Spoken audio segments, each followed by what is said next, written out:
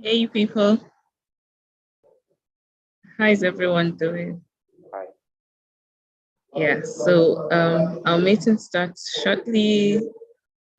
Great to see you drop in your location in the chat. Good to see everyone here. Adama. Hi.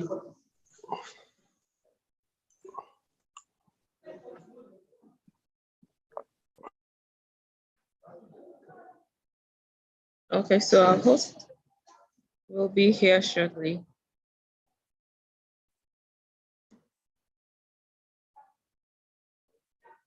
So while we're waiting,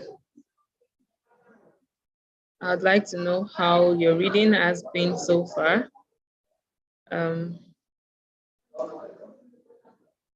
If you have completed your modules yet, you want to share something that you have learned from your study material.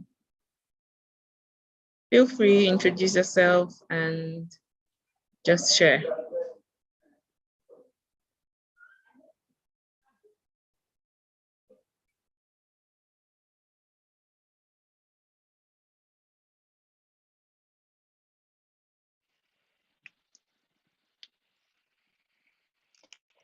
Great. Yip is here now. Good to have you here, Yip. Yeah. Can we take it away? Great. So Yip, you're on now. Good to have you. Well, welcome everyone to Unit Masters. Unit Masters is our signature blockchain program for high quality free education. And we've offered this for 2 years already. And you are our 11th cohort. Actually, you are our 12th cohort, which is quite amazing. So what is the purpose of Unit Masters? Unit Masters, hey, maybe Agama, can you help us to mute all participants? That'd be super amazing. If you go on security settings.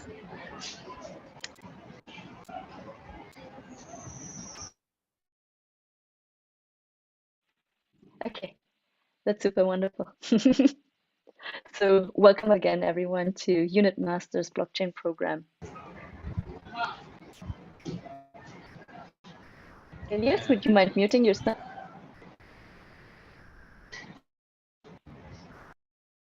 Wonderful. Okay, thank you so much.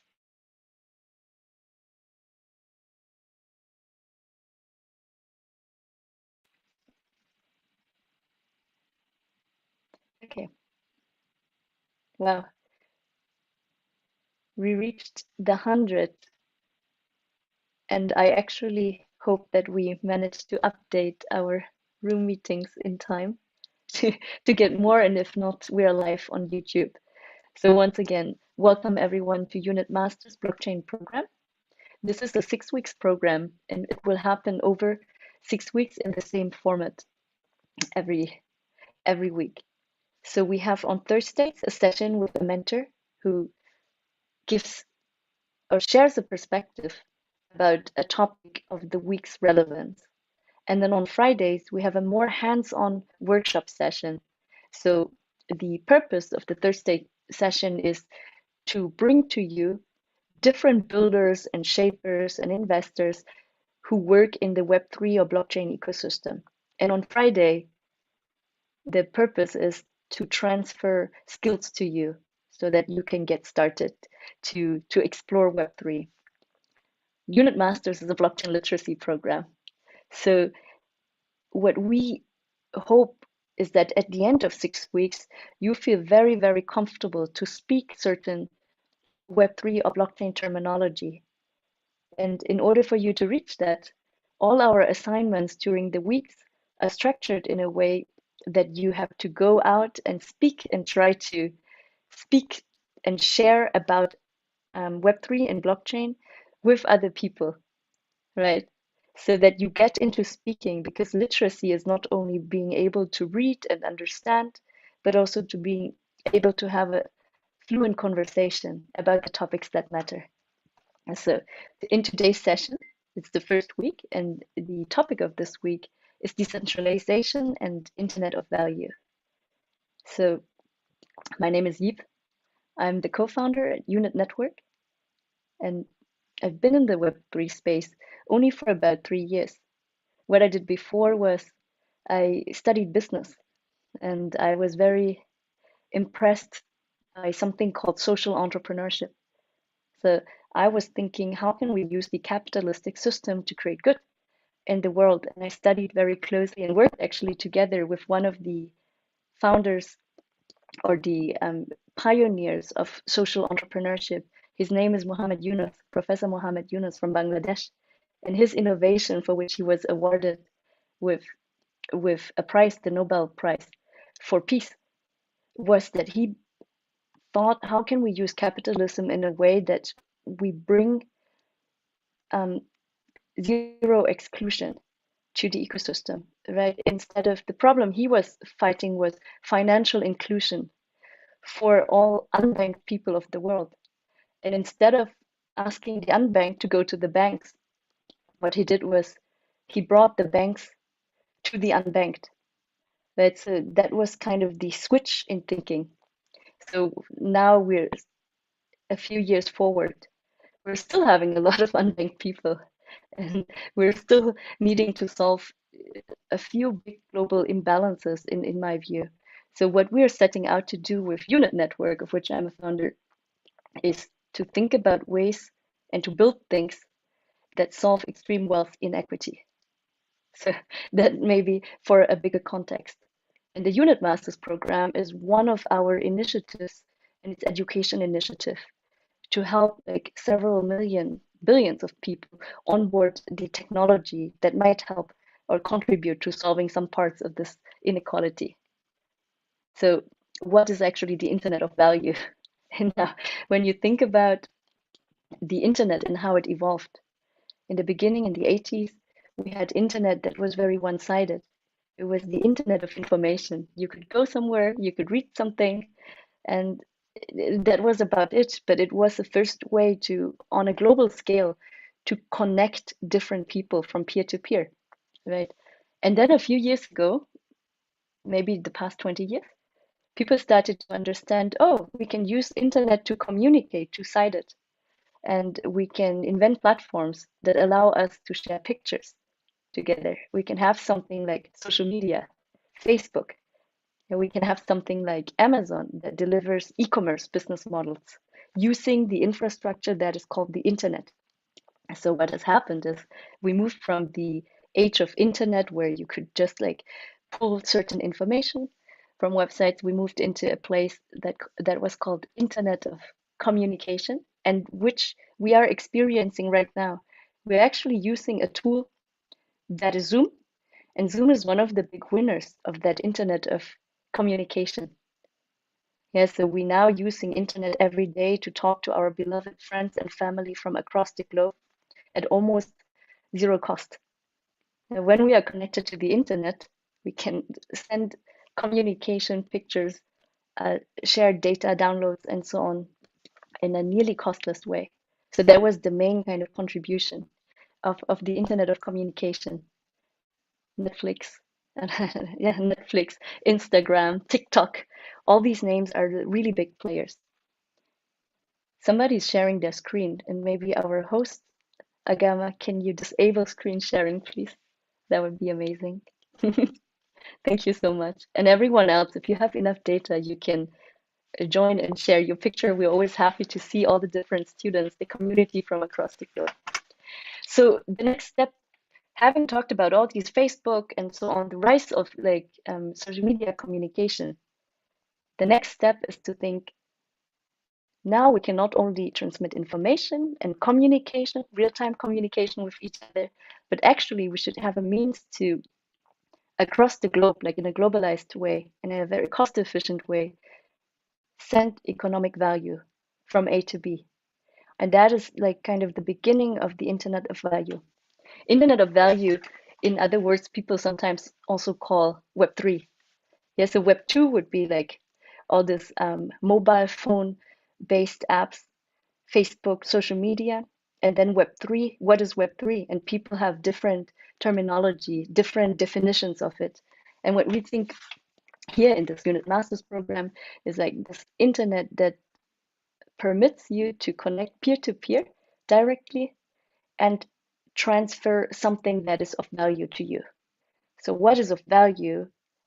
That can be having different manifestations depending on whatever initiative you're talking to. So Internet of Value is Web3, and Internet of Value, in our definition, value can go beyond profits. Right? So this is something which is very important to know, that the idea behind Internet of Value is now we have ways to create tokens and transfer that tokens on something called blockchains.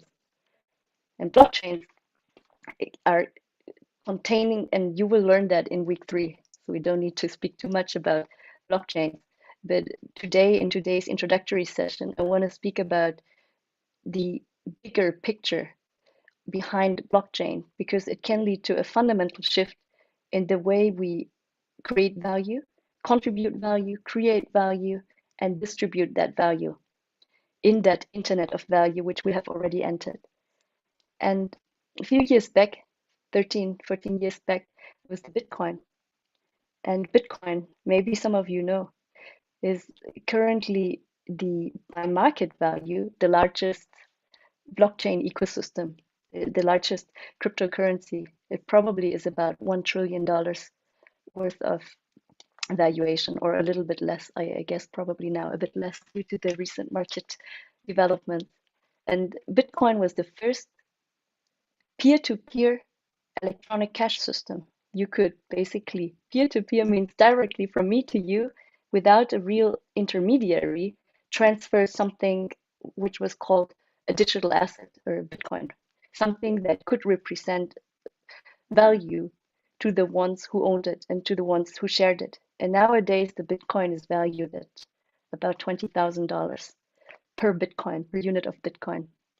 And the crazy thing about it is, you think if you look at the lists of the most valuable projects, technology projects, or any kind of projects in the world, and we can go to a website. I want to open it up while I'm speaking to you. It's called 8marketcap. We can look at it together, because I haven't looked at it for quite a while. So let me open this up and go to 8marketcap. Great. So this, if you go here to this website, you typically see by market capitalization, so that means by value, the largest contenders in the world. And we see the largest market cap is 10 trillion US dollars. That's gold. And then the second most valuable economic entity is Apple, which has 2.3 trillion, the producer of the mobile phones, the iPhones. And then the third one, Saudi Aramco, like oil and gas industry, like 2 trillion US dollars. And then you can see, if you stream the list, let's look at the top 10. We can count the numbers of tech companies. You can see Tesla is a tech company producing these electronic cars. It's almost $1 trillion US dollars, 900 billion. Then you have Amazon, Alphabet, which is the parent company of Google, Microsoft. Some of you might know, some of you might not even know anymore because you're too young to have experienced the rise of Microsoft, and most of you probably have friends or possess by themselves an iPhone produced by Apple. So it's all tech companies that are most valuable companies nowadays. And you can see Meta is the Facebook mother company. And then at rank 16, we see something called Bitcoin. Oh my goodness, it's only 400 billion in market cap. And I said 1 trillion, and I was very far away from the truth right now. So you can see here $400 billion in market cap. Top most valuable projects in the world, top 16 or top 20, is Bitcoin. And that was the thing that was just invented about 13, 14 years ago. And then after that, so that was the first kind of real established player that's still lasting today, that is a representative of what we call the Web3, the internet of the future. Yeah, that was Bitcoin. And then a few years later, I want to go with you to the second website. There was a company or a project called Ethereum. That was founded by a guy called Vitalik together with another group of people. So the interesting thing about these Web3 projects, oh, CoinMarketCap. The interesting thing about these different projects is that some of them are not like led in the traditional way as we know it. For example, Bitcoin. Nobody knows who is the founder of Bitcoin. And it's still today, by market capitalization, a top 20 most valuable project. So a few years later, Vitalik Buterin and his friends, 2015, created a project called Ethereum.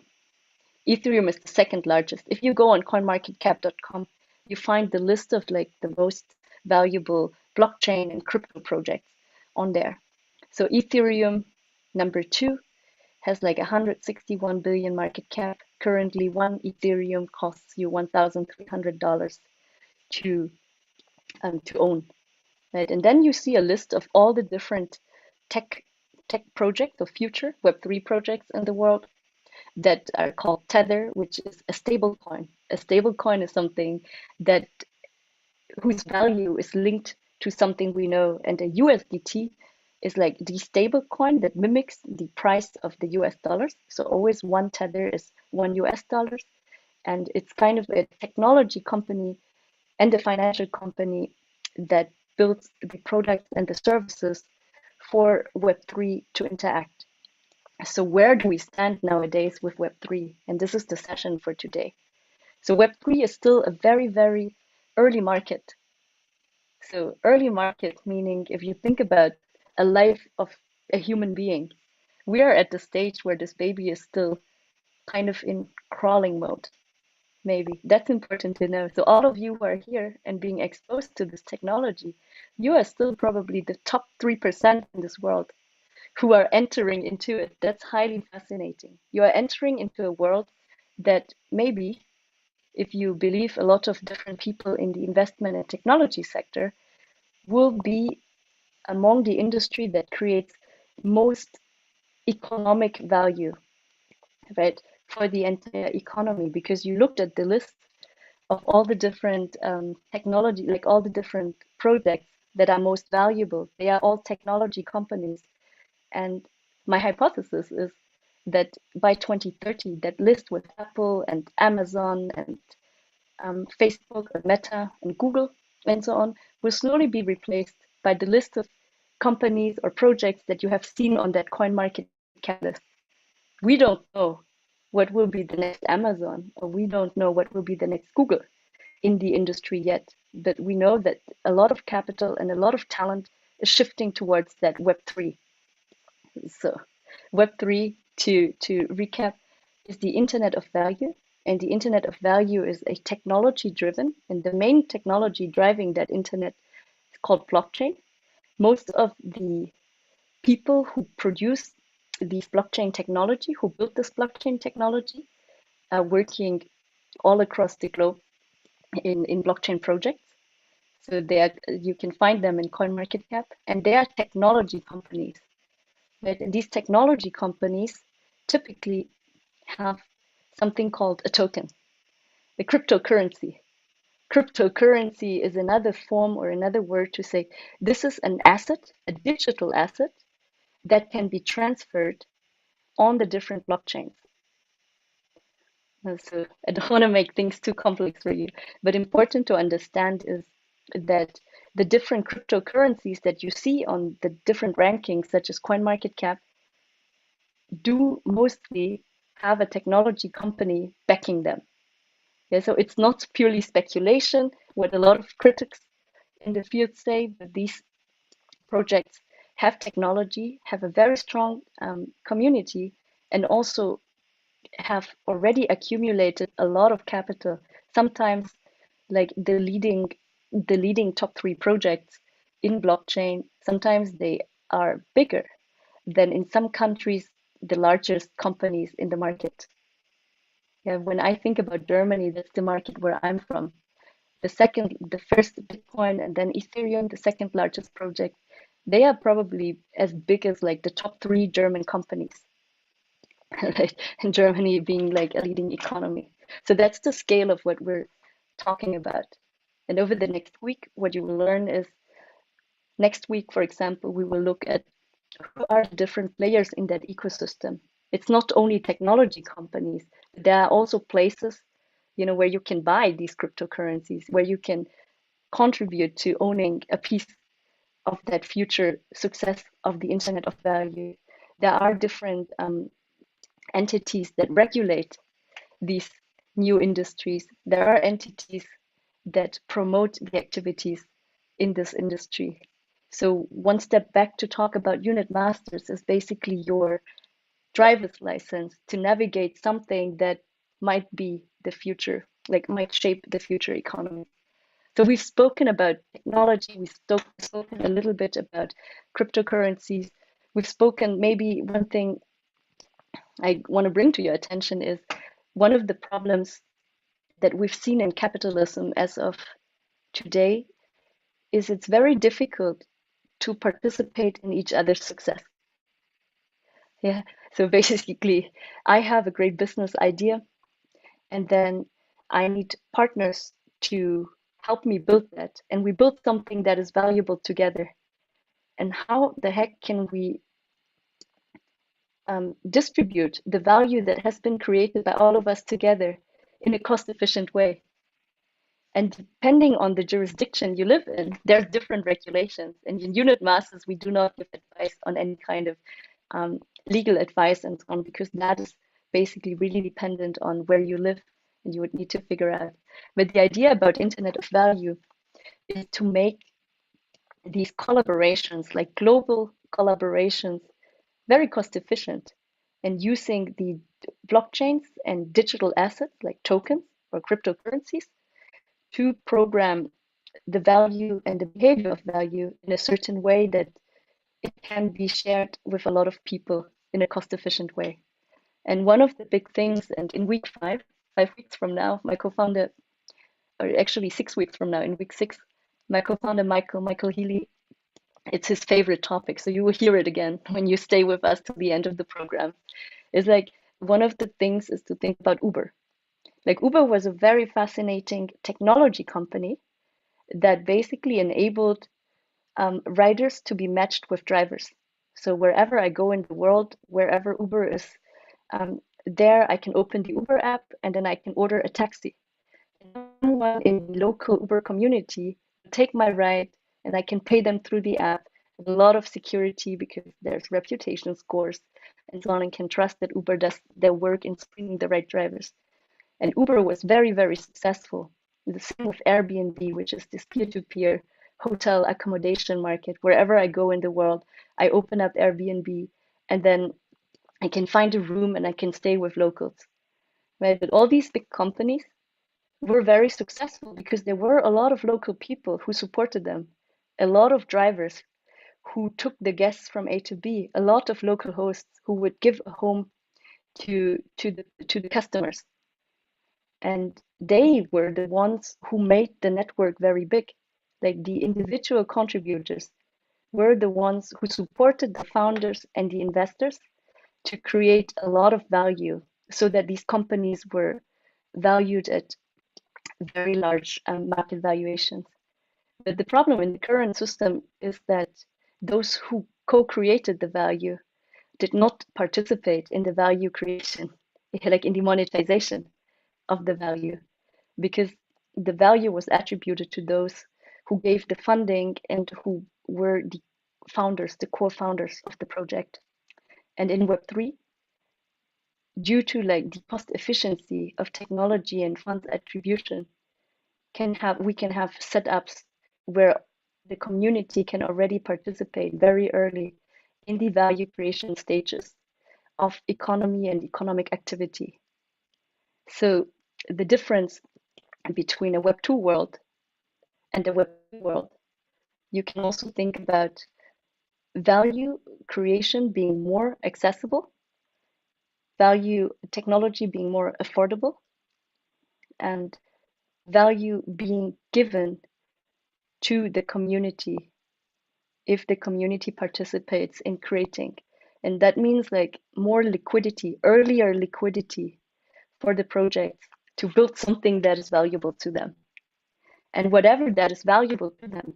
This is kind of a social contract, right? Whatever I'm willing to contribute and receive in turn, that is kind of the value that is being created, and that can be modeled through all different ways through usage of technology nowadays, through usage of features such as smart contracts that you will hopefully learn about in week 3. So I want to leave it with that for today's session. I think is Internet of Value and Web3, giving you a brief overview of what awaits you when you want to participate in that movement, that can transform humanity in all different layers. On the technology layer, that is being built by everyone across the globe participating in it. On the social level, as in building the different contracts, the legal frameworks, and the the governance mechanisms to make the transition from Web 2 to Web 3 a success. And obviously in the value creation, because all of you who currently contribute and learn, and if you want to continue to stay in that industry, there's a lot of opportunities that await you. And Unit Network is one of the players that are building this technology. We're building alongside many different companies. And during that program, we will also offer the place for you to learn, the space for you to learn from our competitors and friends. Yeah, because this is a chain agnostic program. So what we care about at Unit or Unit Masters is that you build your own literacy, like you master kind of the understanding of the ecosystem, and you make your own informed decisions of where and how you want to contribute or oppose whatever is happening in this industry. So you want to be put in a position where you're going to use your brain and your own judgment, but you do so because you have learned what are the basics and the important things to know about this technology, so that you can raise your voice and use your hands to build it. And maybe you want to even buy into this industry or this economy. So now we can have another 20 minutes for Q&A. And Zachary, my co-founder, is already on the call. Wonderful. Yep, I wanted to thank you so much for taking time today to share some of your knowledge. I know how passionate you are about Web3 and also education and our communities here. We have a lot of great questions, and I'd love to just jump right in with a few of them. Sure. So Pankaj Dale was asking, how can cryptocurrency work as an asset when its value is so volatile? Mm-hmm. Wow, this is a very, very complex question with many different avenues to answer. Right? Cryptocurrency in itself is a representative of the current stage of the market. So volatility typically happens in areas where we don't have a lot of capital locked into a certain market. When you think about the global market, which is less than $1 trillion, this is 1% or less than 1% of the global equities markets, right? And despite equities markets having a really large volume of capital locked, they are still very volatile. But still, you would say equities are assets. But thinking about, if you have a small pond and you take out water, then basically you see a lot more effect. And the bigger like the ocean of like the water body becomes, then the less every kind of trigger leads to price movements. So that we can think of being still a very, very early industry that still needs to show and attract enough kind of support to build a resilient, like a trigger resilient network. So yeah, looking forward to a time where the different projects can bring up and can attract so much liquidity into their own networks that little shocks don't really make a lot of effect on the different prices of the contributing elements. Yeah. Pankaj, I would definitely keep an eye on the news because there's a lot of people trying to solve these problems. I know, for example, in Germany, I think they're suggesting a law, or they just had a law that anyone who keeps crypto for more than a year will no longer pay taxes on it, right? So people are looking for more and more ways to help stabilize the market, right? Yeah. One way we think about in unit network, but this is something we call our contribution to the ecosystem or to the history of blockchain. I never finished the story about the history of blockchain. So we had Bitcoin. There was the first peer-to-peer electronic cash system. You can do your own research. You're just dropping some names during that course. Like your task is you hear something and then you just follow up and use Google to research and acquaint yourself with, like familiarize yourself with whatever interests you. Then there was Ethereum. This was the first world computer, the decentralized world computer on the Ethereum network. You could do a little bit more than just sending some value from A to B. Yeah, some cash from A to B, digital cash. You could now execute small software codes, like short lines of codes. And this is where we stand with the second largest project. And then there was third invention in the blockchain ecosystem. What is happening is everyone builds their own little blockchain solution, their own ecosystem. And all these different ecosystems speak different programming languages and are not really connected to each other. So it's a bit like you think of, I don't know, you're in Nigeria, then you have the Naira. You're in Switzerland, you have the Swiss franc.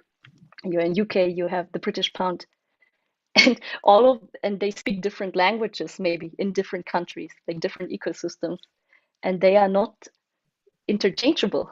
So that's the world of blockchain where we are. And a few years back, like 2018ish, so 4 years back, there was projects like Polkadot that come up, and these projects are currently building the ecosystem for the different blockchain projects to communicate with each other and build together instead of everyone building on their little islands. And so that was the third revolution. And we think with Unit Network, we're the fourth evolution of blockchain history.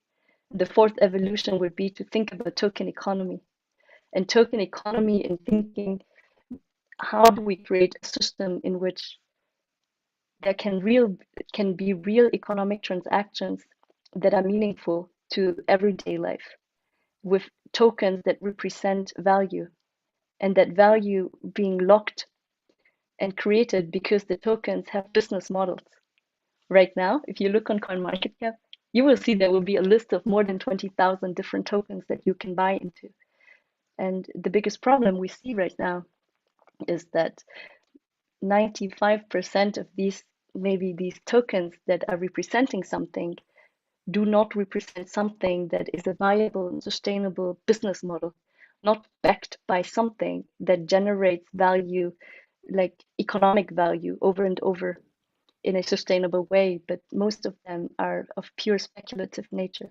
And we think with Unit Network, this is hopefully not the future that we're running towards, but the future would be that we use the blockchain technology that is there and create sound business models, sound networks with real value creation for everyone who participates. But this is really, even Unit Network, we are also just starting off in this really, really big market that in general is just starting off. So all of you, like really, you are top 3% in the market, in the global market of people to understand about blockchain and the new way to think about value. Yeah, thank you, Yip. I wanted to come back. There's a few people that are asking similar questions. So both Nishita, also Blessing and Samuel are asking you if you can elaborate a little bit on the differences between Web 1, 2, and 3.0. Oh my goodness, I did not do a good job. So imagine in Web 1, it was just like a few computer centers exchanging data. You would open up a website and you can just read what is on the website. You can make a call to pull some information out of a database.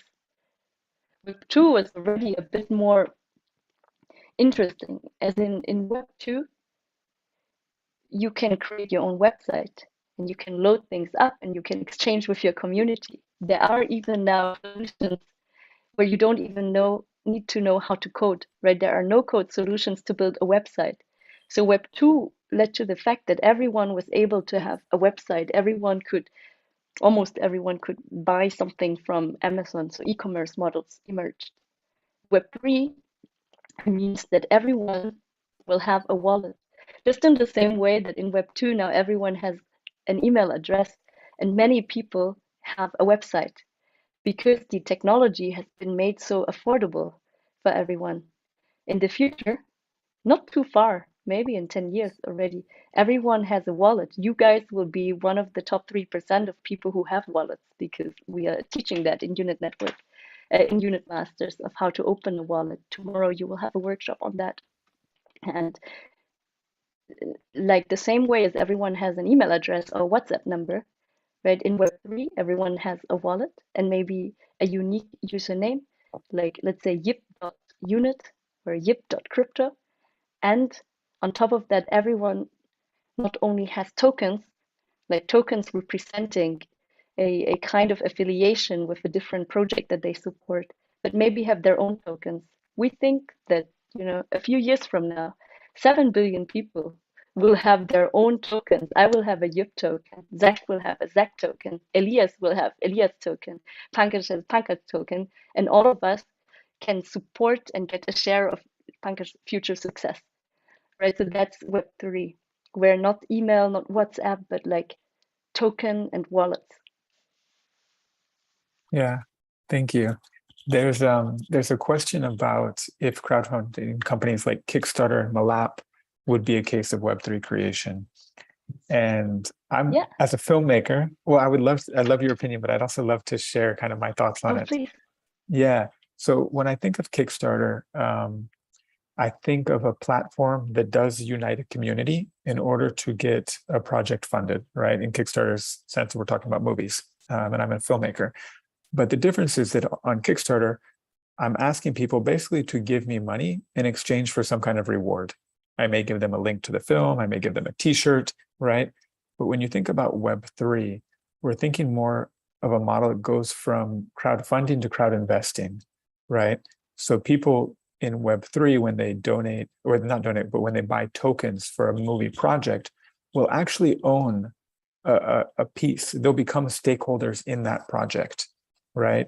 And that, I think, creates a much stronger community where now we have a shared interest in the success of the film, right? And Yip, I would love for you to elaborate and hear your opinions. Yeah. This was very, very well explained. Thank you, Zach, because it makes it more understandable. Yeah, like Kickstarter and crowdfunding and so on is really amazing, but we had this issue that the ones who were early believers in the project bought something. They might have gotten a product back, right? I might have received, I don't know, a t-shirt by Zach. But what if Zach's movie becomes like very successful? I would have loved to get a share of the future success. And most often what happens is Zach's movie becomes very successful because thanks to the early support of all of us, he's able to convince big distribution companies to jump in and other stakeholders to make his movie big. And then these people get all the value, and we who like were the first early fans, we're left with a t-shirt, which is amazing, but we could have been left with like $100,000 worth of return because he became a super billionaire. Yeah. Like his movie, the idea is to say we're using blockchain technology and digital assets to pre-program certain contracts, like to pre-program certain logics of distributing value once value has been created. And it sounds like everything is already like, ready-made and off the shelf and so on, but I assure you, we are in the phase of the industry where we are still experimenting.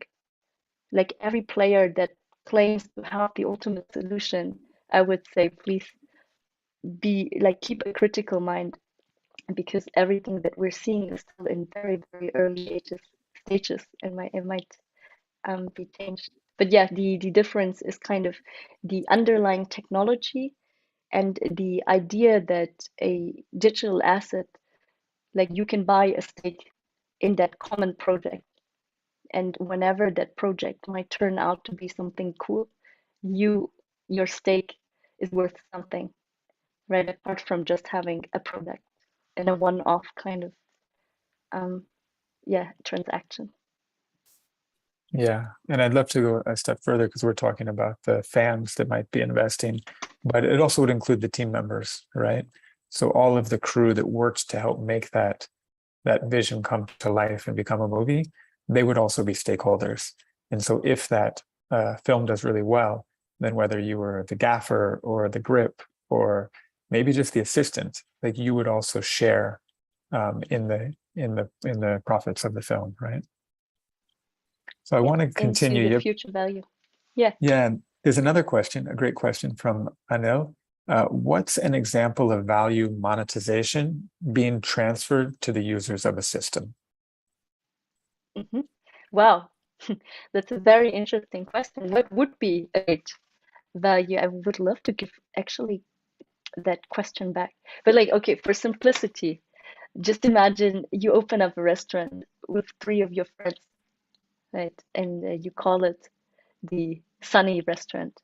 And Sunny Restaurant needs like, I don't know, $100 to just buy the first pots and rent out a day a restaurant for the venue for a few days to get started and sell the first customers. So you need to get $100 in funds. So what you're gonna do is you're gonna ask maybe your 2 friends to help each bring in like $30. So you're like $90, and maybe your mother gives you another $10. You're 4 people, 3 people get 30%, and 1 person gets 10%. And then this is it. That's in the bank account of your restaurant, Sunny Restaurant. And then you generate the first revenue. And whatever you you generate and whatever you deduct from from from the cost you have as a profit. And that profit typically, like in the unit model, can lock up into the token. So in the beginning, when you raised like $100 and you were the mother and you owned 10%, if you made $200 in profits, then basically, and you put $200 of profits back into the project, then my 10% have been worth, I don't know, $20, right? So I kind of participated in the value created. And now the beautiful thing about blockchain technology is the cost of having additional owners and contributors significantly reduced. So instead of just needing to have 4 people, you can start the project with 40,000 people if you wanted to, right? But what the industry is still exploring is good ways to make it scalable. When I was thinking, if you want to do it differently in the current setup, you need to go to a lawyer, a notary, set up a legal entity, and can only get like a number of people. And in some jurisdictions, you have to go to the notary and sign with your hands. So it's not even digitized. So it's kind of limited in scale. But in the Web3 economy, it's globalized because we actually do live in globalization. Now we have people from at least 30 different countries attending this unit masters. But so like basically any kind of thing that you could package as something that is valuable to people, you can inscribe onto a digital container and send that digital container from A to B. I can send it to Joy, right? If, for example, I have a Yip token and I can send Joy some Yip token, what the Yip token is worth is determinant on 2 factors. One is like the market demand for Yip token, whatever Elias, Zach, and Ching would be willing to pay for Yip token on the market. That's like kind of the determining factor. And the second one that is determining it is how much value profits has Yip actually put into the account of the Yip token. Like how much has she actually generated in value that she has put credibility to the value of Yip token from whatever project she does. Maybe Yip is like a meditation teacher. So all the revenues she generates by teaching meditation classes go into the Yip token, and you can see that on the blockchain because it's open and accessible for everyone to see whatever is happening in terms of transactions that go from one person to another, because they are inscribed in digital way on the network. Okay, so just to clarify, Anu was asking, she said, or he said they were looking for a real life example of where the value monetization distribution, like what's an actual case where value has been distributed to users. Oh, for example, if you had bought into a project, like all the projects that I'm showing to you on CoinMarketCap, right? These ones have been publicly listed. So they all started as small startups. So Ethereum, right? If you go on an exchange, and hopefully in week 2, like the assignments for week 2 next week will be about you understanding how can you actually buy into a cryptocurrency project. So you just go on an exchange and you can buy one Ethereum. And then whenever Ethereum generates fees or more demand comes for the Ethereum token, then basically you can go and sell again that token on the market and cash in your profits. And then on different providers, they are called on-ramp and off-ramp providers. You can exchange them into what we call fiat currencies, your local currencies that you use to pay your monthly housing rental income or your food on the markets if at that place people haven't yet accepted cryptocurrency, so you have to off-ramp it. It's called that, right? So the moment something can be listed or exchanged on an exchange, that moment basically you can already get back your value because you can sell that value to another person on the market participating in that ecosystem. So that's the liquidity piece I talked about in the beginning. Does it make sense? So there's like 20,000 different projects on here that have already kind of given value back to their communities. You could really think Ethereum, when it started a few years ago, it was about 50 US dollar cents per Ethereum. And now it's $1,300 per Ethereum. Even Bitcoin, when it started, was like less than $1 US, maybe 10 cents. People who had participated in holding Bitcoins by that time would now like have 20,000 or 200,000 their investments, right? So this is kind of ways where we can show that projects that have built on the blockchain have already given back value to the early community backers. And there's tons of thousands of projects. You can find all of them on this website called CoinMarketCap. And you can see some projects have been around for 10 years and some projects are quite new. BNB, for example, is only 2 years old. So every day new projects are coming in because people are believing in that future that this Web3 technology will be the underlying technology for the market. Just looking at the time, because we promised you guys that we would end the session at 5:45 or 3:45 UTC. So I'm going to give the word to Zach, a wonderful co-host and moderator and co-founder at Yunus, if you have any kind of remarks to our audience.